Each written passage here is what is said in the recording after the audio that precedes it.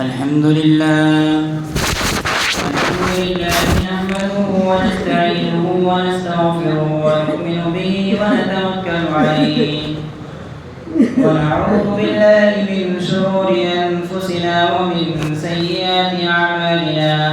من يهده الله فلا مضل له ومن يضلله فلا هادي له ونشهد أن لا إله إلا الله وحده لا شريك له ونشهد أن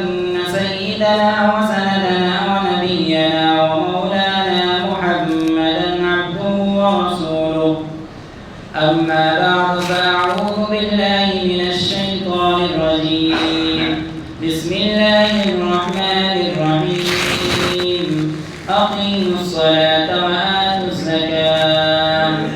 صدق الله مولانا العلي العظيم.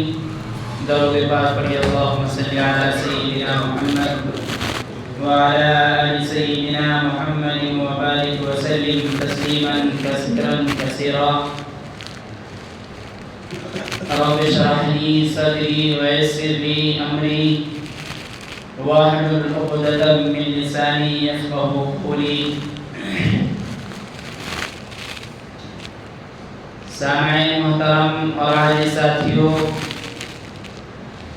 اللہ رب العزت والجلال کا بے انتہا فضل ہے، کرم ہے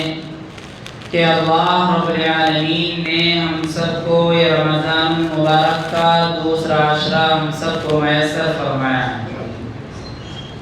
اور یہ رمضان مبارک کی قدر کرنے کی توفیق اللہ رب العالمین نے مجھے اور آپ کو ہم سب کو توفیق مرحمت فرمائی.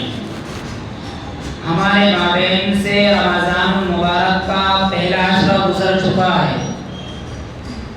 اس پہلے عشرے کے اندر اللہ رب العالمین اور آقا مدنی محمد عربی صلی اللہ علیہ وسلم اس پہلے عشرے کے اندر تمام صحابہ کرام کو اکٹھا فرماتے اور فرماتے کہ اس مہینے کے اندر اللہ رب العالمین رحمتیں اتارتے ہیں. حالانکہ یہ رمضان مبارک کا پورا مہینہ رحمت کا ہے، مغفرت کا ہے، جہنم سے خلاصی کا ہے، لیکن اللہ رب العالمین کے حبیب سرور عالم صلی اللہ علیہ وسلم نے اس ایام کو، اس ماہ کو 3 حصوں میں تقسیم کیا ہے کہ پہلا ہفتہ جو ہے، پہلے 10 دن اللہ کے نبی صلی اللہ علیہ وسلم نے فرمایا کہ پہلے 10 دن رحمت کے ہیں کہ اللہ رب العالمین اس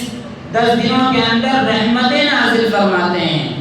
اور جب دوسرے 10 دن آتا ہے، یعنی دوسرا عشرہ شروع ہوتا ہے، تو دوسرے عشرے کے اندر اللہ رب العالمین کے حبیب سرور عالم صلی اللہ علیہ وسلم فرماتے ہیں کہ یہ دوسرا عشرہ چل رہا ہے، اور جو دوسرے عشرے کے چند دن ہمارے مابین سے گزر چکے ہیں اور یہ چند دن باقی ہیں دوسرے عشرے کے، تو اس دوسرے عشرے کے اندر اللہ رب العالمین کے حبیب سرور عالم صلی اللہ علیہ وسلم فرماتے ہیں کہ یہ دوسرا عشرہ مغفرت کا ہے.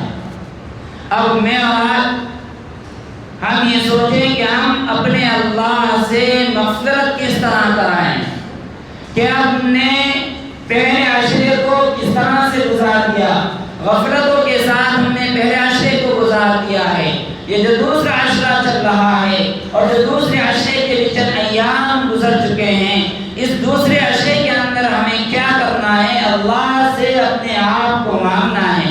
اپنی مغفرت کرانی ہے. اور اللہ رب العالمین اس مہینے کے اندر اور اس عشرے کے اندر رحمت خاصہ نازل فرماتے ہیں اور کہتے ہیں کہ ہے کوئی مجھ سے مغفرت طلب کرنے والا، ہے کوئی مجھ سے مغفرت چاہنے والا، کہ ہے کوئی مجھ سے بخشش کرانے والا کہ میں اس کی اس عشرے کے اندر بھی مغفرت فرما دوں. لیکن میرے محترم مسلمان کرام، آج یہ امت مسلمہ اس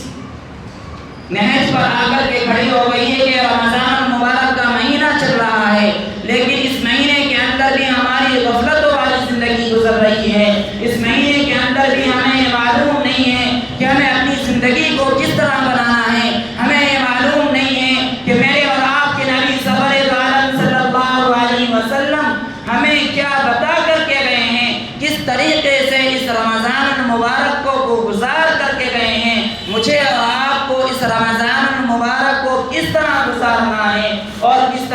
گزارنا ہے، کن چیزوں سے بچنا ہے اور کن چیزوں کو فالو کرنا ہے۔ میرے محترم مسلمان کرام، یہ رمضان المبارک ہمارے ہاتھوں سے یوں ہی چلا جا رہا ہے۔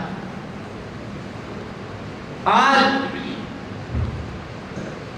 ایک بڑی تعداد ہے کہ رمضان المبارک کا مہینہ چل رہا ہے۔ اس مہینے کے اندر اللہ فرماتے ہیں الصوم لی وانا اجزی بہ، روزہ میرے لیے ہے اور میں روزے کا خود بدلہ ہوں۔ آپ نماز پڑھتے ہیں، آپ تلاوت کرتے ہیں، آپ ذکر و اذکار کرتے ہیں، آپ نوافل پڑھتے ہیں، لیکن یہ ساری کی ساری چیزیں اگر آپ نماز پڑھ رہے ہیں تو آپ کو کوئی دیکھ رہا ہے، آپ تلاوت کر رہے ہیں آپ کو کوئی دیکھ رہا ہے، آپ ذکر و اذکار میں مشغول ہیں آپ کو کوئی دیکھ رہا ہے، لیکن میرے محترم مسلمان کرام، عزیزان گرامی، آپ نے روزہ رکھا ہے، آپ نے اور میں نے روزہ رکھا ہے، احکم الحاکمین دیکھتا ہے، بادشاہوں کا بادشاہ جانتا ہے کہ اس فرد نے، اس شخص نے روزہ رکھا ہے۔ کیا میں نے روزہ رکھا ہے آپ کو معلوم ہے کہ ہمارا روزہ ہے؟ نہیں معلوم ہو سکتا ہے۔ آپ نوافل پڑھتے ہیں، نماز پڑھتے ہیں، ذکر و اذکار میں مشغول ہوتے ہیں، آدمی کو معلوم ہو جاتا ہے کہ اس نے روزہ رکھا ہے، اس نے ذکر و اذکار کیے ہیں، اس نے نماز پڑھی ہے، نماز میں قرآن کی تلاوت کی ہے، لیکن جب روزے کی باری آتی ہے تو اللہ رب العالمین فرماتے ہیں الصوم لی وانا اجزی بہ، کہ روزہ میرے لیے ہے اور روزے کا بدلہ میں خود ہوں۔ اسی طرح ایک اور روایت میں آتا ہے کہ جب انسان روزہ رکھتا ہے تو اس کی زبان سے نہ تو یہ محسوس ہوتا ہے کہ اس نے روزہ رکھا ہوا ہے، نہ یہ محسوس ہوتا ہے اس کے بدن سے، نہ محسوس ہوتا ہے کہ اس کا روزہ ہے، نہ اس کے جسم سے محسوس ہوتا ہے کہ روزہ ہے، اس کا روزہ ہے۔ یہ صرف اور صرف اسی لیے ہے کہ روزے کا بدل کوئی نہیں ہے۔ روزہ اللہ کے لیے رکھا جاتا ہے، روزے کا بدلہ خود اللہ رب العالمین ہے۔ آج کتنی بڑی تعداد ہے، آج اس شہر کے اندر جائزہ لیجئے، آج اپنے محلے کا جائزہ لیجئے، 90% یہ مسلمان معلوم ہوتا ہے کہ ابھی اس وقت بھی اگر لوگوں سے معلوم کیا جاتا ہے تو یہ لوگ کہیں گے کہ میرا روزہ نہیں ہے۔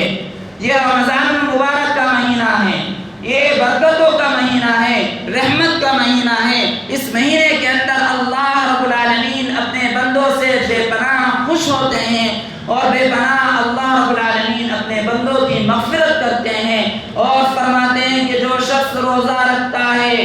جو شخص روزہ رکھتا ہے اور روزے رکھنے کے ساتھ ساتھ اللہ کے احکامات کو اپنی زندگی کے اندر لاتا ہے، اس کے لیے چرند درند پرند، یہاں تک کہ روایات میں آتا ہے، راوی فرماتے ہیں کہ اس کے لیے سمندر کی مچھلیاں بھی دعائے مغفرت فرماتی ہیں، اس کے لیے فرماتی ہیں کہ جس شخص کا روزہ ہے۔ آج نہ جانے کتنے لوگ ایسے ہیں کہ ان کا روزہ ہی نہیں ہے، کاروبار میں، خرید و فروخت میں، تجارت میں، ملازمت میں اور کاشتکاری میں لگے ہوئے ہیں اور کہہ رہے ہیں کہ ارے بھائی ابھی اس وقت ہمارا موسم ہے، ہمارا وقت ہے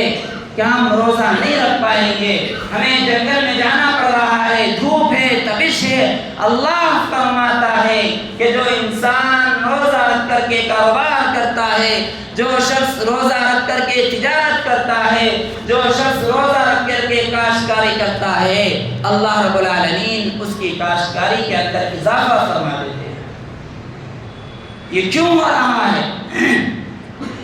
یہ صرف اور صرف اس لیے ہو رہا ہے کہ میرا اور آپ کا ایمان مضبوط نہیں، ہم اپنے ایمان پر مضبوط نہیں ہیں،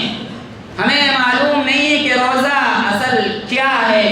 کہ روزے کا بدلہ کیا ہے، کل قیامت کے دن ہمیں اس روزے کا کیا بدلہ ملے گا۔ میرے محترم مسلمان کرام، آج بہت افسوس ہوتا ہے، کچھ لوگوں سے معلوم کیا جاتا ہے، کچھ لوگ بتاتے ہیں کہ میرا روزہ نہیں ہے۔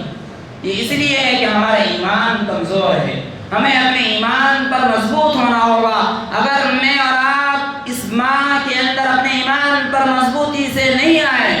اگر میں اور آپ اس ماہ کے اندر، اس ایام کے اندر میں نے اور اپنے ایمان کو مضبوط نہیں بنایا، تو میرے محترم مسلمان کرام کوئی دوسرے ایام آنے والا نہیں ہے کہ دوسرے ایام آئے گا کہ اس دوسرے ایام کے اندر ہم اپنے ایمان کو مضبوط کریں گے، ہم اپنے ایمان کے اندر تقوی لائیں گے، طہارت لائیں گے۔ میں نے قرآن کریم کی ایک آیت تلاوت فرمائی، اس میں اللہ رب العالمین فرماتے ہیں، نماز کا ذکر فرمانے کے بعد اللہ نے قرآن کریم کے اندر ارشاد فرمایا اقیموا الصلاۃ وآتوا الزکاۃ، نماز قائم کرو۔ کیا فرمایا؟ نماز قائم کرو۔ اور نماز کے بعد اللہ رب العالمین نے زکوٰۃ کا حکم فرمایا۔ قرآن کریم کے اندر تقریباً اللہ رب العالمین نے 35 سے 40 مرتبہ اقیموا الصلاۃ، اقیموا الصلاۃ، صلاۃ کے بعد زکوٰۃ کا ذکر فرمایا ہے۔ آج ہم زکوٰۃ سے وابستہ نہیں، ہمیں معلوم ہی نہیں ہے، یہ امت مسلمہ کو معلوم ہی نہیں ہے کہ زکوٰۃ کیا ہوتی ہے، یہ معلوم ہی نہیں ہے کہ زکوٰۃ کا کیا معنی ہے، زکوٰۃ کس کو کہتے ہیں، زکوٰۃ کے لغوی اور اصطلاحی کیا معنی ہے، زکوٰۃ کس کے اوپر فرض ہوتی ہے، زکوٰۃ کن کن لوگوں کو دینا ضروری ہوتا ہے۔ ہمیں اور آپ کو یہ معلوم ہی نہیں ہے کہ ہم اپنی زکوٰۃ کو نکالتے ہیں کہ لیکن زکوٰۃ کس شخص کو دی جاتی ہے۔ میرے محترم مسلمان کرام، اللہ نے ہم سب کو ایمان والا بنایا ہے، عقل سلیم سے نوازا ہے، ہر ایک انسان جانتا ہے، سمجھ رکھتا ہے۔ اللہ نے ہر ایک کو بہترین انسان بنایا ہے اور بہترین عقل سلیم سے نوازا ہے۔ ہر ایک انسان جانتا ہے کہ کہتا ہے میں زکوٰۃ کے مسائل اور طرح طرح کے مسائل میں خود اچھے سے واقف ہوں، میں جانتا ہوں، لیکن میرے محترم مسلمان کرام، اگر زکوٰۃ کی باری آتی ہے کہ کس شخص کو دینا ہے، کس شخص کے اوپر زکوٰۃ فرض ہے، زکوٰۃ کن کن چیزوں کے اوپر فرض ہے، تو مجھے اور آپ کو یہ معلوم نہیں ہوتا۔ حالانکہ اور ماہ کے اندر طرح طرح کے بیانات ہوتے ہیں، اور اسی طرح سے آپ نے 12 بیان سنے ہوں گے اور آپ سنتے بھی رہتے ہوں گے، لیکن آپ کو یہ معلوم نہیں ہے کہ زکوٰۃ کس شخص کو دینی ہے، کس شخص کے اوپر فرض ہے۔ میری زکوٰۃ میں جو زکوٰۃ ادا کر رہا ہوں، کیا میری زکوٰۃ ادا ہو رہی ہے کہ نہیں ہو رہی ہے؟ ایک انسان اپنی زکوٰۃ نکال رہا ہے، لیکن وہ اس سے نکال رہا ہے کہ میں زکوٰۃ جو نکال رہا ہوں اللہ کی رضا کے لیے نکال رہا ہوں، لیکن اسے معلوم نہیں ہے کہ زکوٰۃ کس کو دینی ہے۔ اسی طرح سے ایک شخص سے نے معلوم کیا کہ میں 40 سال سے زکوٰۃ نکالتا ہوں۔ کتنے سال سے؟ 40 سال سے زکوٰۃ نکالتا ہے، لیکن اس نے کبھی حساب نہیں لگایا کہ میرے پاس کتنا مال ہے، کتنی تجارت ہے، کتنا ملازمت ہے، کتنا کاروبار ہے، کتنی گاڑیاں ہیں، کتنے بنگلے ہیں۔ کبھی اس نے حساب لگا کر کے اپنی زکوٰۃ کو نہیں نکالا، تو آخر میں اس شخص کا کیا ہوا؟ میرے محترم سامعین کرام، یہ باتیں اس لیے بتائی جا رہی ہیں کہ مجھے یہاں محسوس ہوتا ہے کہ یہاں اللہ ماشاءاللہ کچھ ہی لوگ ہوں گے کہ جو زکوٰۃ نکال رہے ہوں، اور اگر زکوٰۃ نکال ہی بھی رہے ہیں تو ان کو یہ معلوم نہیں ہے کہ ہمیں زکوٰۃ کس کو دینی ہے، کیا میری زکوٰۃ ادا ہو رہی ہے کہ نہیں ہو رہی ہے۔ اصل مقصد یہ ہے کہ ہماری زکوٰۃ ادا ہو جائے، جو ہم زکوٰۃ ادا کر رہے ہیں ہماری زکوٰۃ ادا ہو جائے۔ زکوٰۃ کا کیا معنی ہے؟ زکوٰۃ کن کن لوگوں کے اوپر فرض ہے؟ عاقل بالغ مرد عورت پر زکوٰۃ فرض ہے۔ مثال کے طور پر کسی کے پاس 52.5 تولہ سونا یا 7.5 تولہ چاندی ہے، یا اس کے پاس مال تجارت ہے، یا اس کے پاس کاروبار ہے، اور یا اس کے پاس کاشتکاری ہے، اور اس کو یہ معلوم ہے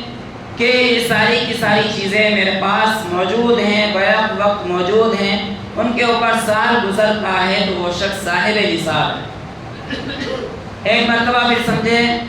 مثال کے طور پر اب کچھ لوگ یہ کہتے ہیں کہ نہ تو ہمارے پاس 7.5 تولہ سونا ہے، نہ ہمارے پاس 52.5 تولہ چاندی ہے، اور نہ ہی ہمارے پاس مالی روپیہ ہے، یا ہمارے پاس اسی طرح سے ہمارے پاس اتنا پیسہ بھی نہیں ہے کہ ہم زکوٰۃ نکالیں، تو اب اس کا ہمیں کیا چیزیں معلوم ہوگا؟ اگر آپ کے پاس تھوڑا سا سونا ہے اور تھوڑی چاندی ہے تو ان دونوں کو ملایا جائے گا، اور ان دونوں کو ملا کر کے اگر ان کی رقم اتنی پہنچتی ہے کہ آپ کے پاس اس پر سال گزر جاتا ہے تو آپ صاحب نصاب ہیں۔ آپ کے پاس 50,000 روپے ہو جاتے ہیں تو آپ صاحب نصاب ہیں۔ اسی طرح سے آپ کے پاس نہ تو سونا ہے، آپ کے پاس چاندی ہی چاندی ہے، یا آپ کے پاس کچھ چاندی ہے اور کچھ آپ کے پاس بینک بیلنس ہے، بینک میں بیلنس ہے، آپ کے پاس 1,00,000 2,00,000 1,50,000 روپے ہے تو آپ صاحب نصاب ہیں۔ آپ کو زکوٰۃ دینا ضروری ہے، آپ کے اوپر زکوٰۃ فرض ہے۔ اگر آپ زکوٰۃ نہیں نکالیں گے تو آپ کی پکڑ ہوگی۔ اسی طرح سے اگر آپ کے پاس مال ہے، آپ کے پاس نہ سونا ہے نہ چاندی ہے، صرف آپ کے پاس پیسہ ہی پیسہ ہے، اور وہ پیسہ یوں سمجھ لیجئے کہ مثال کے طور پر کہ آج ہمارا یہ 10واں روزہ ہے، ہمیں 10ویں روزے سے حساب لگانا ہے کہ میرے پاس 10ویں روزے کو 50,000 روپے تھے، میرے پاس 10ویں روزے کو 50,000 روپے تھے۔ اب اگلے سال تک، یعنی اگلے سال تک میرے پاس اگر 50,000 روپے ہیں تو میں صاحب نصاب ہوں۔ اس کے درمیان میں، اس کے ایام میں، بیچ میں آپ کے پاس پیسہ بڑھتا ہے گھٹتا ہے تو آپ صاحب نصاب نہیں ہیں۔ اگر آپ کے پاس 10 روزے سے پہلے یعنی اگلے سال تک جو 10واں روزہ آپ نے جو حساب لگایا تھا، جو آپ کے پاس 50,000 روپے تھے، اس میں سے کم ہو جاتے ہیں، 30 ہو جاتے ہیں، 35 ہو جاتے ہیں، 25 ہو جاتے ہیں تو آپ صاحب نصاب نہیں کہلائیں گے۔ اگر آپ کے پاس 10ویں روزے کو بھی 50,000 سے زائد ہو جاتے ہیں تو آپ صاحب نصاب ہیں، آپ کو زکوٰۃ نکالنا ضروری ہے۔ اگر آپ زکوٰۃ نہیں نکالیں گے تو اللہ کے نبی صلی اللہ علیہ وسلم فرماتے ہیں کہ آپ کے گلے میں کہ اس شخص کے جو شخص صاحب نصاب ہے وہ سال والا ہے، جس کے پاس اتنے پیسے ہیں اور سال گزر جاتا ہے تو اس شخص کے اوپر اگر وہ زکوٰۃ نہیں نکالتا ہے تو اس کے گلے میں کل قیامت کے دن سانپ کو ڈال دیا جائے گا۔ اسی طرح سے ایک روایت میں آتا ہے کہ وہ سانپ اس کی پیشانی کو داغا جائے گا، اس کی پیٹھ کو داغا جائے گا، اس کو یہاں تک کہ اس کے تمام جسم کو داغا جائے گا۔ یہ کیوں ہوگا؟ یہ صرف اور صرف اس لیے ہوگا کہ میں اور آپ جس مال سے محبت کیا کرتے تھے، جس مال کی حرص میں اور لالچ میں دنیا کے اندر اپنے آپ کو بڑا تجارتی، بڑا ملازمت، بڑا کاروباری اور بڑا آدمی سمجھا کرتے تھے، اگر میں نے اور آپ نے زکوٰۃ نہیں نکالی تو میرے اور آپ کے ساتھ یہ ایام ضرور ہوگا، یہ چیز ضرور ہوگی۔ اللہ رب العالمین کے حبیب سرور عالم صلی اللہ علیہ وسلم فرماتے ہیں کہ اگر کوئی شخص صاحب نصاب ہے وہ زکوٰۃ نہیں نکالتا ہے تو اس کے گلے میں سانپ کو ڈالا جائے گا، اس کی پیشانی کو داغا جائے گا، اس کی پشت کو داغا جائے گا، یہ اس کے ساتھ ہوتا رہے گا۔ وہ پیسہ کہے گا کہ ہائے کہ تو دنیا کے اندر مجھے اپنے مال کو، اس مال کو اپنے سینے سے لگا کر کے رکھتا تھا، اپنی جیب کے اندر لگا کر کے رکھتا تھا، آج تو نے مجھے دور کیوں کر دیا ہے؟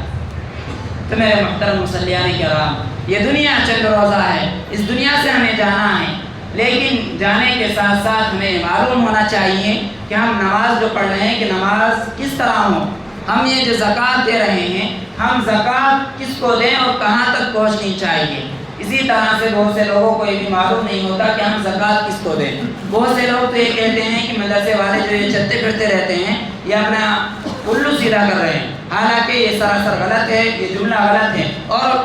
یہ نہیں بلکہ بہت سے لوگوں کو میں نے دیکھا ہے اور بہت سے لوگوں سے میں نے سنا ہے کہ مدرسے والوں کو نشانہ بنائے ہوئے ہیں اور کہتے ہیں کہ مدرسے والے اپنا الو سیدھا کر رہے ہیں، اپنا مدرسہ چلا رہے ہیں، چندہ کر رہا ہے اور کھا رہے ہیں۔ یہ سراسر غلط ہے۔ میرے محترم مسلمان کرام، یاد رکھنا آج یہ جو مدرسے والے، آج یہ جو مدارس آپ کے پاس جو مدرسے والے آ رہے ہیں،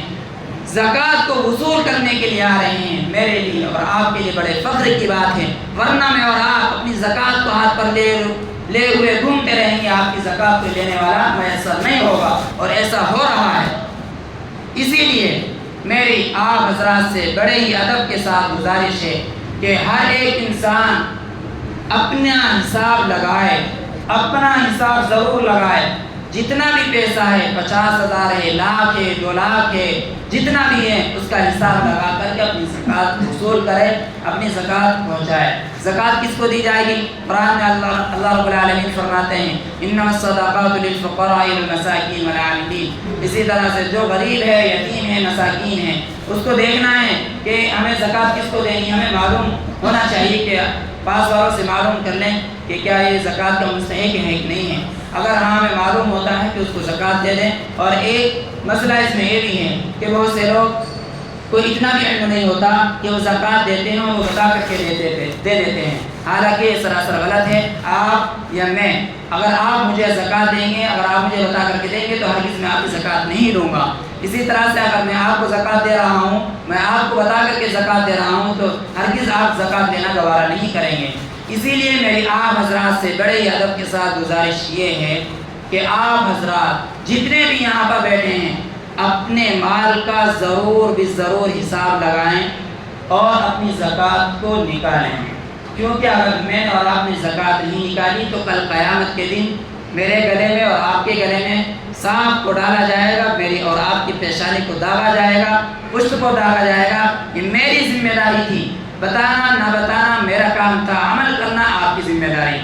اب میں اس فریضے سے ادا ہو چکا ہوں۔ دعا فرمائیں کہ جو کہا گیا اور سنا گیا ہم سب کو ان تمام باتوں پر عمل کرنے کی توفیق عطا فرمائے۔ وآخر دعوانا الحمدللہ۔